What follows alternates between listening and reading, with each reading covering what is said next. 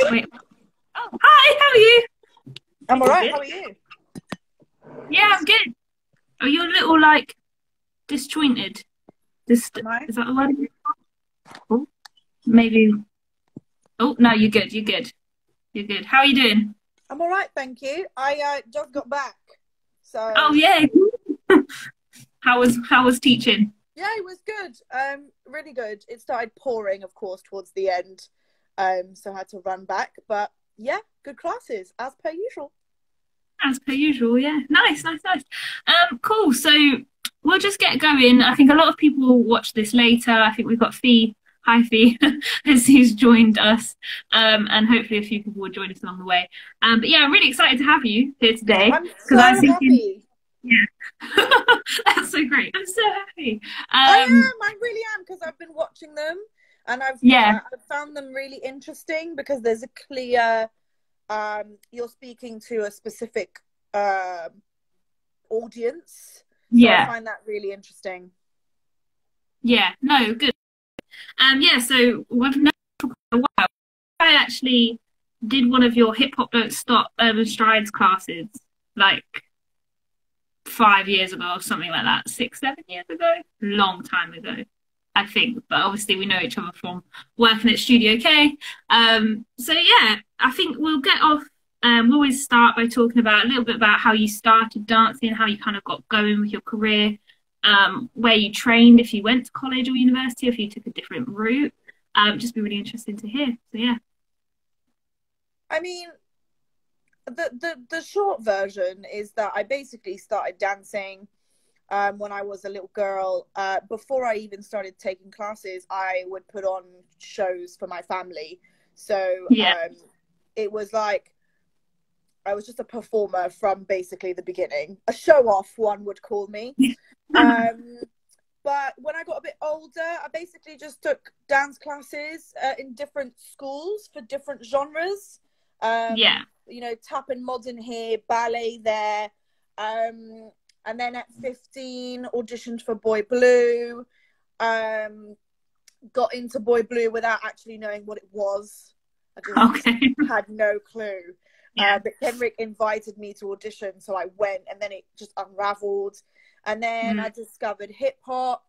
And then my dream at the time was to go to musical theatre, performing arts college. My actual dream was to go to Lane's Theatre Arts College. I, yeah, And I had decided that if I didn't get in there, I didn't want to go anywhere else. right, That's just the kind of person that I am. yeah. So I didn't get into Lane's Theatre Arts, but I did get in somewhere else. And so I sort of went there, but I didn't like it. So I only went there for Okay. 4 weeks. Oh wow. Yeah. So you made a quick decision then. You was just like it Yeah, wasn't you. I'm just kind of I've always been like this, and now that I'm 32, I'm at peace with the fact that I am like this, and I know Yeah. what I want, but most Mm. importantly, I know what I don't want. So Yeah. once I'm emerged into something and I give it a minute, but I know there's like a gut feeling, Mm. and it just wasn't for me. And one of the biggest things that I realized was that I wanted to learn about this job whilst doing it. Right. Like Yes. I don't think I was made for the whole train lots before you go on stage. I think I was destined to just be thrown into a situation and learn from that situation. So yeah, I went to dance college for 4 weeks. No, but that's good. I mean, I think that is good that you was like, no, this isn't for me because I think a lot of people. I mean, it's not necessarily always the route dance college. I think yeah, we are in one of those industries where it doesn't have to be the route. I think Not saying one it thing should be.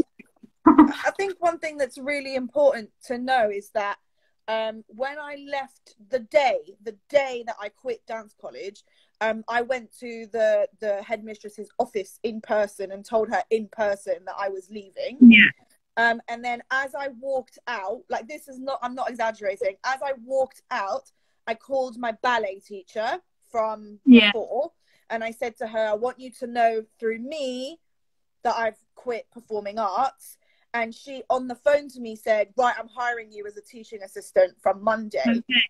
So Yeah. I had a job starting 3 days later. Like, I didn't go from dance college to nothing. I kind of filled that really quickly, and then carried on training myself, you know, making my own training. But I didn't leave dance college and like ponder. I left dance college and like straight away was like, this is what I'm gonna do. So yeah 100%. I think if you know, then you might as well go straight to it, like you had your teaching to go to. Whereas I think a lot of time college and university can be to figure that out, which is fine.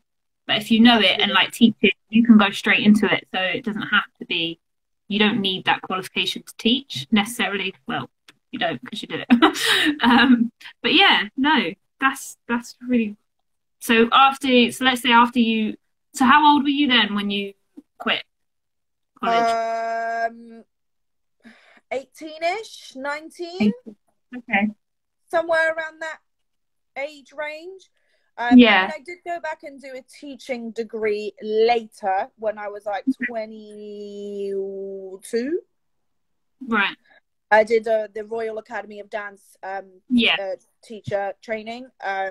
So I am RAD certified ballet teacher. But by then I had assisted like 6 or 7 ballet teachers like full time. So I feel like I learned way more from them than I did from the course. But I felt like I needed to do something to have those letters behind my name, basically. Yeah. I see what you mean. So in that kind of, say, like year 2, 3 years, did you go straight into teaching full time? Was you doing performing? Like, so kind of I was with Boy Blue. So that was, I know Boy Blue now is just bigger than it's ever been. When I was there, I don't know what it's like now, but when I was there, you know, rehearsals were 4 times a week. So basically I just lived at Boy Blue in the evenings and on weekends. I went back to my old ballet classes. I just carried on with those, and I assisted ballet lessons every day of the week. And I started getting offered, this is something I forgot that I did, but I think this is really important. A few ballet teachers would offer me jobs during their maternity leaves. So what happened was, like, I did a mat leave for one dance teacher, and then she came back, and then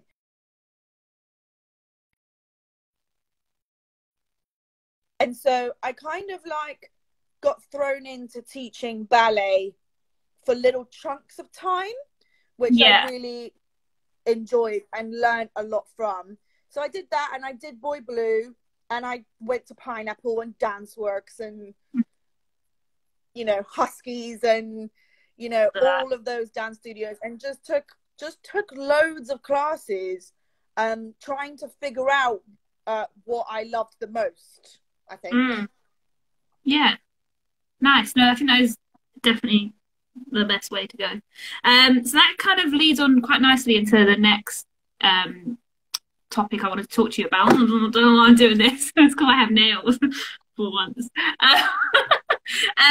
So yeah, I wanted to talk to you about, from my point of view anyway, it seems like you're always kind of creating projects. You've always got your own things on the side. Like, your branding is very, like, you know, it's you every time I see you in the studio every week. Like, it would be weird if you wasn't wearing orange. But like, I saw that people should check out as well if they haven't already, your Insta Live with Frankie. That was really good. That was so insightful. I forgot to tell you, I watched it like a month, whenever it came out, like that week later on, and it was so insightful. So watch it, guys, if you haven't already. But yeah, how did that kind of come about? Because also I think the confidence start with your and just making your own route within your career. Yeah, are we good? I lost you for a second. Oh, you lost me. Back? Yeah, you're a little bit fuzzy from my end. I hope it's all right for people viewing. Am I good now? Yeah, you're good now. Okay. I think well, first of all, thank you for the live I did with Frankie. I actually really enjoyed that myself. Yeah. So I'm Yeah, it happy was you good. enjoyed it. I think it's really important to know that, and I said it at the beginning of this live, I was called a show off my whole life. Like, Yeah. just my whole life. When I was a kid, she's a show off, she's a show off, she's a show off, she's a show off. And I think a lot of performers are, yeah, not all of us, but I think a lot of us are. That's not bad. Are. And so Not bad. what I've kind of done is flipped it on its head and just been like, you know, yes, I'm a bit over the top and I'm a bit extra and I'm a bit loud and I like to wear this and I like to teach like that. And what I kind of did, and it really happened through whacking, because I feel like whacking, for the 15 original whactitioners, whacking was our ticket into doing what we wanted to do. It was like, here you go, we're going to give you the superpowers now, because there's only 15 of you in the UK, right? We're going to give you the superpowers to take this and do what you want to do, because you're the whactitioners and no one else does what you do, right? Yeah. So that's what we did. I mean, Sarah is the same as me. Like, she ran with it, I ran with it, Rhymes ran with it, we all just ran with it, right? So I took that. I took my new name, Mademoiselle Ginger, and I was like, okay, from now on, there's no more hiding in the back. There's no more wearing what I think I should be wearing.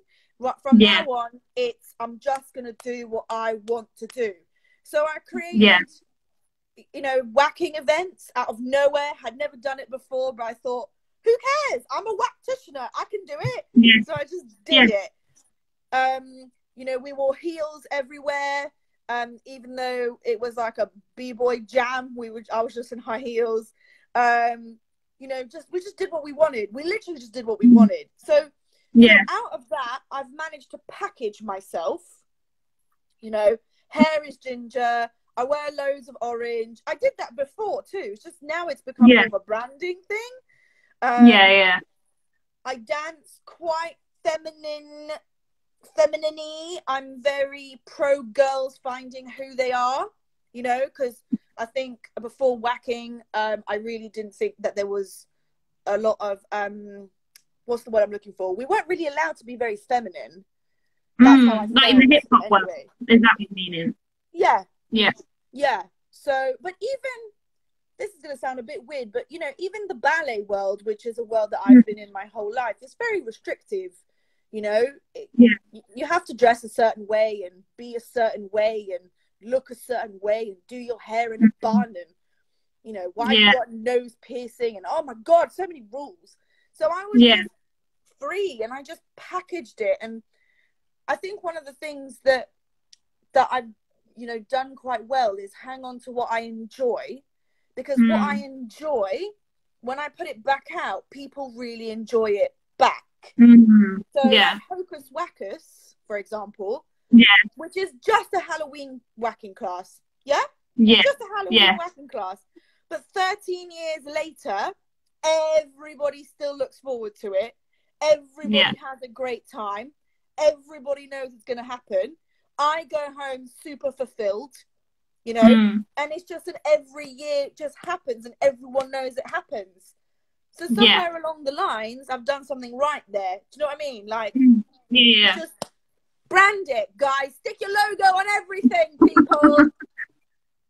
But it's like, did you feel, so I guess it kind of, no, I'm just absorbing. I'm just trying to think what my question is.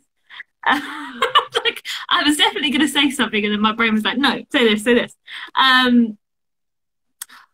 So did you feel like there was a point where you just went, no? Or did it happen gradually? No, there was just a point. There was like one day where you just sat down and went, nope, I'm doing this, this, and this, and this can just go away. Was that kind of what it was like? That's great. Honestly, yes, because it felt like I was stuck in a rut, but I was only 20. Right? Yeah. That's crazy talk. Like, I was taking ballet, tap and modern, boy blue, assisting ballet. Everything was the same all the time. Was working really hard. going to auditions all the time, getting no jobs, not one, just not one job. Yeah, everything was just work, work, work, work, work. Don't get anything back. And then I did the course for whacking, and then I think everything changed for after my first club freestyle. I think everything changed that night. You know, I tell this story a lot, but it changed everything. I want to hear it. I don't think I've heard it. So we used to go to Madame Jojo's every Sunday. Originally, Jojo's was a house night on a Sunday, and there were like top UK dancers would go there on a Sunday night. There would be, at the time, Sayaka, Mukta, Brooke. I mean, basically Plague was there. And then a few other, you know, freestyle heads were there. And I went every Sunday, but I was kind of the person who stood in the corner. And then at the end of the whacking course, we were basically told, tonight you have to freestyle in the cypher. Right.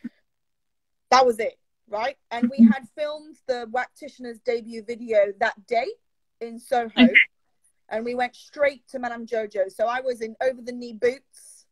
Now you have to understand, no one had seen me like that before.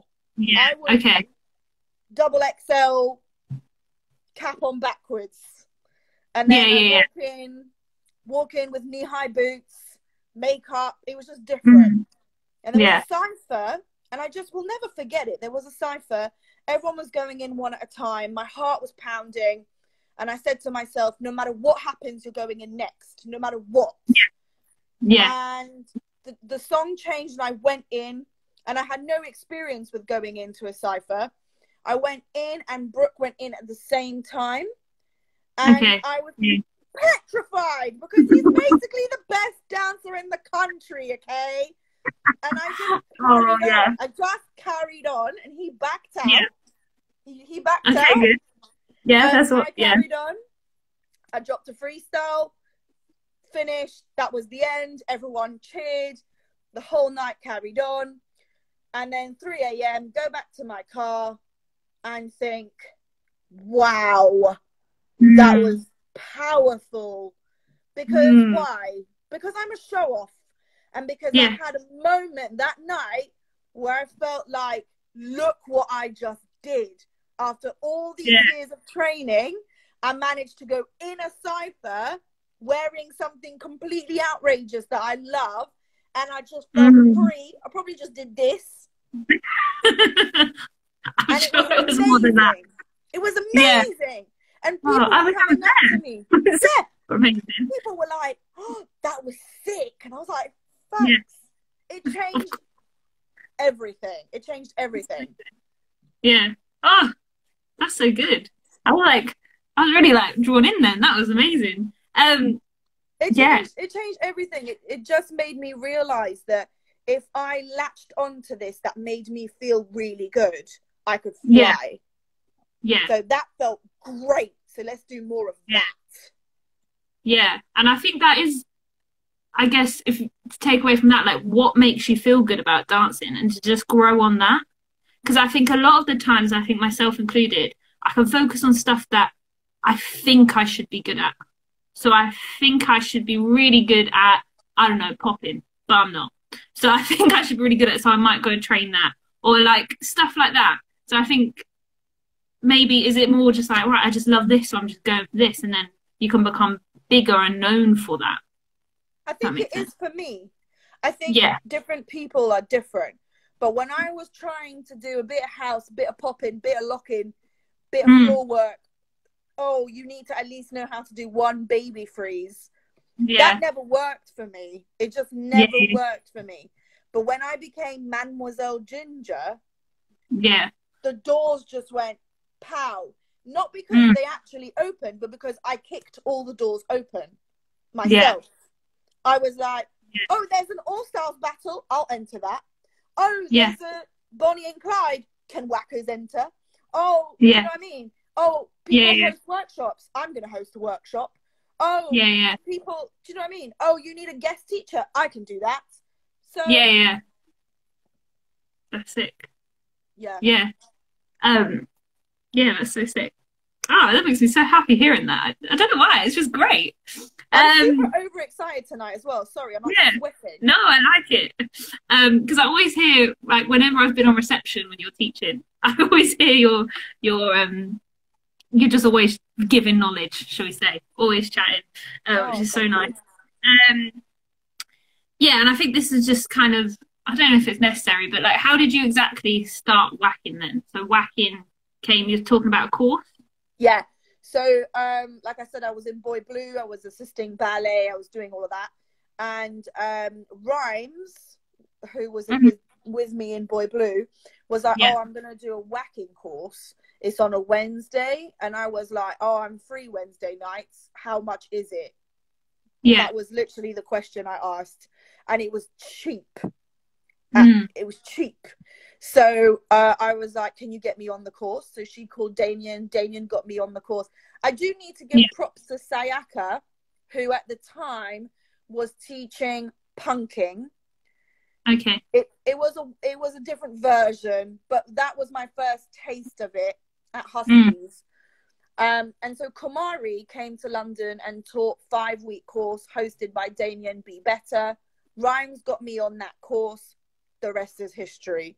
After Yeah. those 5 weeks, a group of us were literally taken to a restaurant and told, Mm. "Do you want to be in the Wactitioners?" Well, we didn't have a Yeah. name yet, but Yeah. and we were like, "Yes!"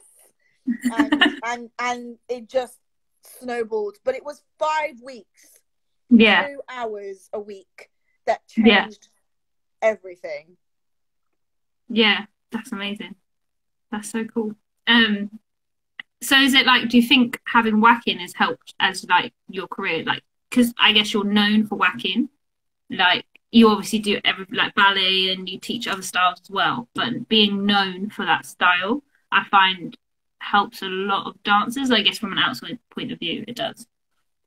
Yeah, I don't think I would be doing anything I'm doing now if I hadn't found whacking, or Yeah. if whacking hadn't found me. Can't believe I just No. said that. Um, but no, I think I just, I always used to say, like, when I was young and I was in school, and on the first, I went to a French school, and we always had to fill out a paper on the first day, what do you want to be when you grow up, and all these kinds of questions. And I always wrote dancer. Yeah. And even when I was young, I always knew that what I didn't want was to be one of 100 dancers on stage. Mm. Yeah. Like if I take Swan Lake as an example, I don't Yeah. want to be one of the 50 swans. Like, Yeah. I'd rather just not do that, right? I've always Yeah. wanted to be the star of the show, the Liza Minnelli, or, and I think to be the star of the show, in my mind, you had to be a singer, dancer, actress, triple threat, Yeah. musical theatre. Um, and so I was really struggling to figure that out, because I'm not a triple threat. I No. definitely Yeah. can't sing. Yeah. But then when I found whacking, it was like, it gave me this like identity in the scene, Mm. which is something I needed for myself. Like, I needed to know what I could bring to the Yeah. scene that I was a part of. I didn't want to be the girl in the third row my whole Mm. career. And I know some Yeah. people might think, "Gosh, that's really cocky," or "That's overly confident." But other people will watch this and go, "I know what she means," because they Yeah. don't want to be in the third row either. And if you Yeah. want to be, like, there's nothing wrong with wanting to be. I never wanted to go on tour with Britney Spears. Never. Yeah. I wanted to Yeah. be Britney Spears. I don't want to be the people behind. No. Okay. Yeah. So it's a different dream. It's a different dream. And I think that that's something we need to talk about more. You can have different dreams in this career. If you 100%. want to, right? If you want to be in a hip hop theatre show, or do you want to be a backing dancer for an artist, or do you want to be in cruises, or do you want to be in the underground? Like, there are different things. But So when many you're routes. 12, well, when I was 12, I didn't know that. I just knew I didn't want to be in the back. Yeah. Yeah. That's good. That's like an instinct. I guess you just went on your instinct. in a way. And that's why when kids are super over the top in my lessons, you know, I don't want to dim their light, right? Not at all. Yeah. Because actually, you're a show off. Oh, you're a bit this, you're a bit that, you're a bit much. I had that my whole life. You know what I mean? So just some people are entertainers. Some people, and we need them now. Now we, you know, some people just need that. So I can't remember what your question was. I'm sorry, I'm ranting. I don't know. Just keep going. I can't remember either. I just think it's really important that we talk to our students and the younger generation and say, what would you actually like? Would you like to be in shows, or would you like to teach? A lot of people think they have to teach to make money. If you don't like teaching, don't teach. Yeah, don't do it. Yeah. You know? Yeah. Yeah, amazing. Okay, great. Let's move on to the standard question that I ask everyone. So if you could go back to, I don't know, maybe before your 4-week college course, and someone could come up to you, or maybe even earlier, and someone could say, here's one bit of knowledge to take with you on your career, what would that be? Okay, it's not going to be a super happy thing that I'm going to say, but I think it needs to be said. Yeah. You need to know your worth, and you need to have the toughest skin to work in this industry. And one of the important things that I wish I had known is that you will constantly be telling people that they have to pay you. Yes. Yeah. Right? And I just want to be blunt, because the next generation need to know. When you are hired to choreograph, teach, perform, train, I don't know, movement direction, whatever it is, you need to put in writing. None of this on the phone nonsense. You need none of this, he's my friend. No. You need to put it in writing, the payment agreements. Because after the work is done, you will 9 times out of 10 be having to call that person to say, why haven't you paid me? And I want everybody who is listening to me right now to know there is nothing wrong with calling someone and saying, it's been 2 weeks, the agreement was 14 days, you owe me money. I have been doing this for years. It's exhausting. But people 100%. need to know that you are worth that payment.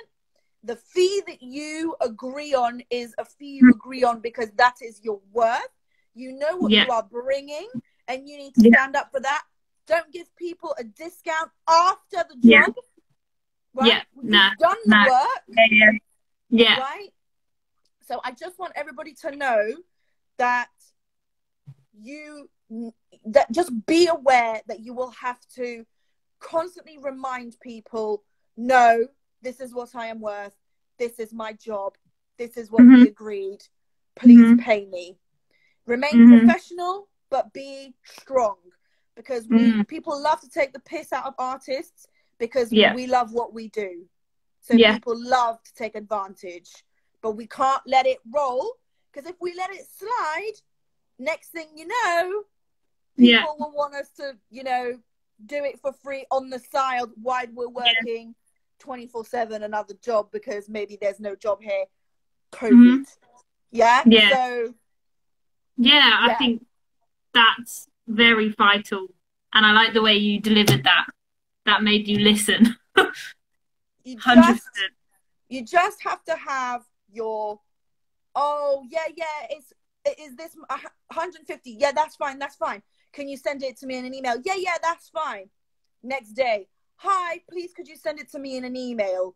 Right? And these are things that we have to do. None of these DM Instagram agreements. It's very important, because we need our jobs to be taken seriously, because without us, Britain's Got Talent, boring.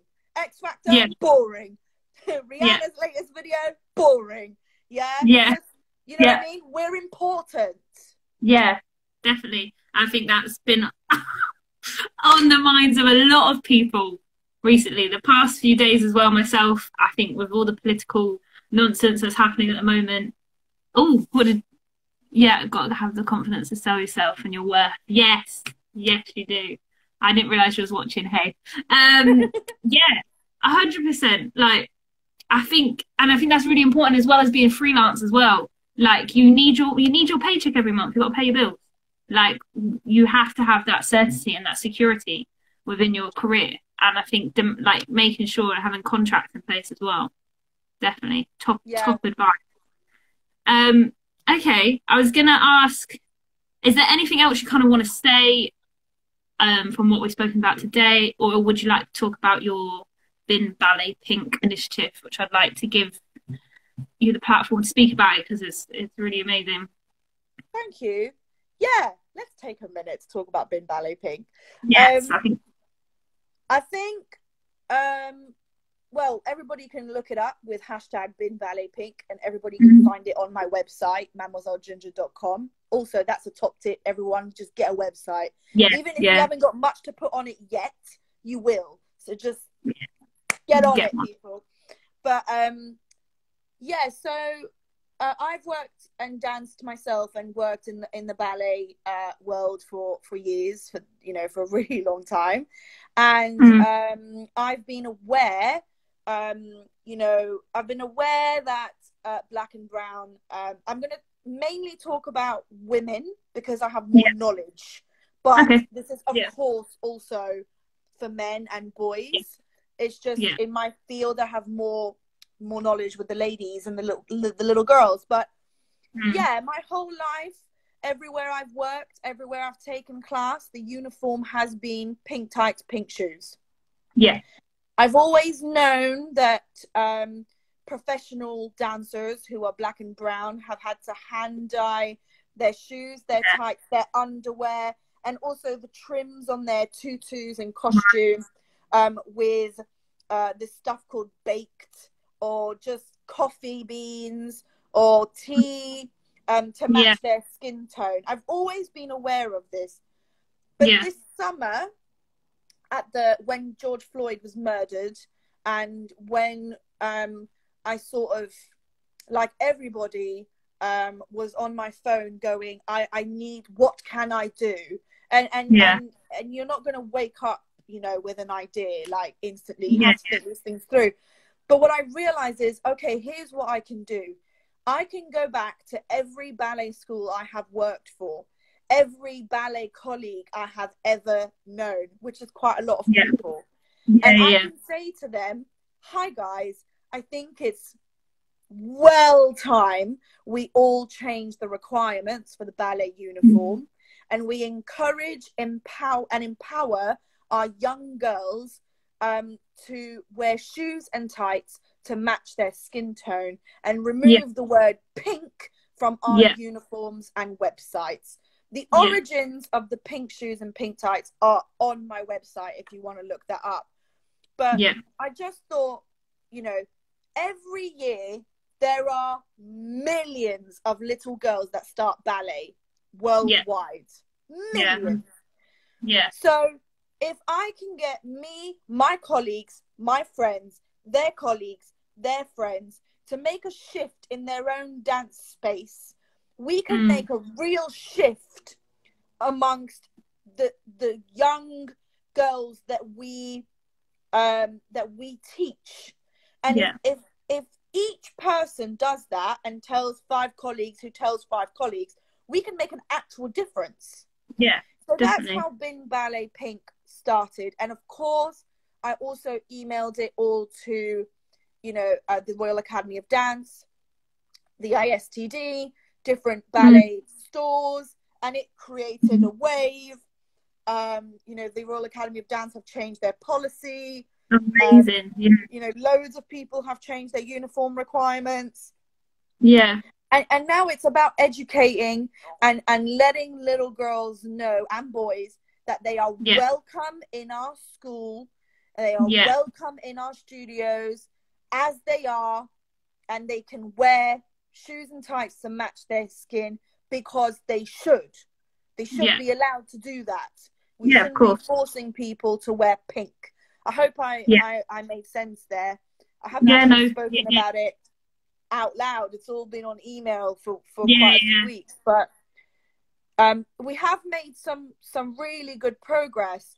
But one thing that's super important is that Bin Ballet Pink is not something that was launched this summer and is going to disappear. It's going to be an ongoing thing all the time for the rest of my career. Every school studio that I go, hey, check, you know, this has been Ballet Pink. This is what we're about. Join the movement. It's an ongoing thing. So that's what that's about.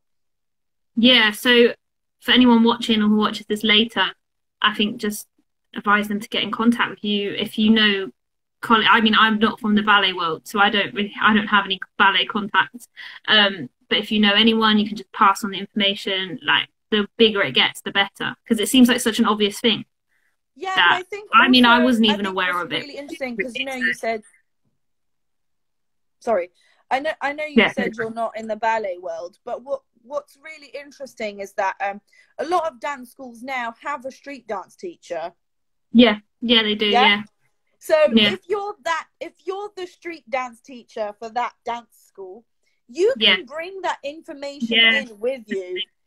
You know, you can. You know, I have parents of students who have now started talking about it amongst themselves. Yeah, that's also amazing. You know, everybody should be talking about these things, and even if you're not a ballet teacher, you can still spread the word about Bin Ballet Pink and make a difference. And I think I just think it's really important that everyone remembers that they can make a change. Like, you can do something to help. You can spread the word, even if you don't think you might make a difference today. The ears that your information went into, that might come back out on another day somewhere else and make a difference there. So if anyone's watching, even if you think that there's nothing you can really do right now, hold on to the information, because you might be in a space one day where you go, oh, look, I went to Capezio today and I saw no brown ballet shoes. Let me just ask them about that, even though I don't take ballet and even though I'm white, you know? Yeah. No, definitely. Amazing. I don't really know what else there is to say. This has been an amazing chat. I feel like I can't speak today. Recharged. I feel like I'm inspired. So I really thank you for that. Thank you. Anyone watching, this never works every week, but anyone watching, if you have any questions, maybe someone has one, and we can like wait a few seconds if you want to put it in the comments. Let's wait and see. Yeah. Anyone's got any questions? We spoke about a lot. That was a great chat. I can just pick up on Trixie Kick said they wanted you, so they got to pay. That's also really important. Like, if you're an individual artist and they approach you because of your specific skill or talent, you need to remember that. You need to remember they approached me because I can bring this and I deliver this. It's not a cockiness thing. It's a being aware of what you bring to a situation. And that is really, really important. People are not going to hire you for the same reasons they hire me. And you and I, equally, we can both be successful. We don't have to undercut each other's fees, and we don't have to do that. We're two different artists bringing two different things to the table. So yes, I just like that comment. I think that was. And I think as well, sometimes I like to put it in the context of other industries. So like if you had like a business consultant, or I don't really know any other industries very well, but like, you wouldn't be asking them not to be paid. It's just common sense now. Hopefully we'll get there. But we have to do it to ourselves. Like, we can't like I know we need to wrap this up, but, you know, at the beginning of lockdown, you know, the first week of lockdown, I put out a statement on my Instagram, and it might have been a bit controversial, but I said, like, I will not teach online for free. I'm not doing that. Yeah, no. Please don't ask me to do that, right? And I just felt like, no. Now's not the time for me to use my skills to make everybody at home feel great about themselves for free when I'm actually making £0. Yeah. Yeah, I like that. So, do you know what I mean? Because people, we need to remind people who are not in the same jobs as us that if we are not working, we are making £0. We don't get paid holiday. We don't get paid sick leave. I don't even know what it's called. I don't even know if it's called sick leave. We don't get paid anything. And we pay to train and take class still actively at 30, 40, 50 years old. Yeah. So, please don't ask me to entertain your family every night at 9 p.m.